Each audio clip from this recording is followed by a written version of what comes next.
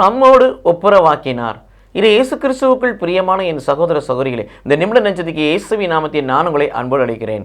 தம்மோடு ஒப்புரவாக்கினார். கடவுள் நம்மை கிறிஸ்துவின் வழியாக தம்மோடு ஒப்புரவாக்கினார்.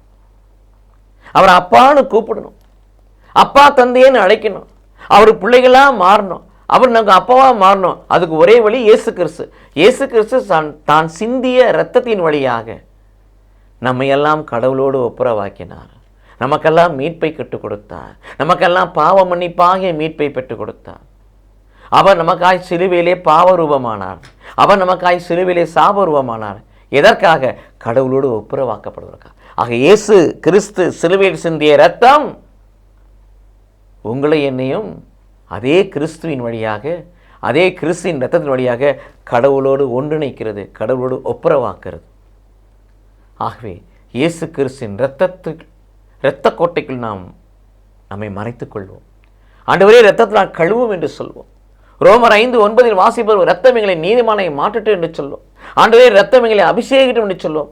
ஆண்டவரே, இரத்தம் எங்களை உணவாய் மாறட்டும் என்று சொல்லுவோம். ஆண்டவரே, இரத்தத்தை எங்களை தெளியும் என்று சொல்லுவோம். ஆண்டவரே, இரத்தம் எங்களுக்காய் முறையிட்டும் என்று சொல்லுவோம். இயேசு கிறிஸ்து இரத்தத்தோடு நமக்கு ஒரு ஐக்கியம் இருக்கணும்.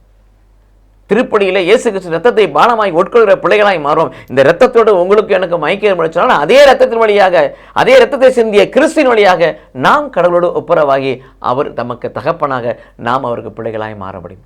இந்த அனுபவத்தை பெற்றுக்கொள்வோம். கடவுள் நம்மை ஆசீர்வதிப்பாராக. ஆமென்.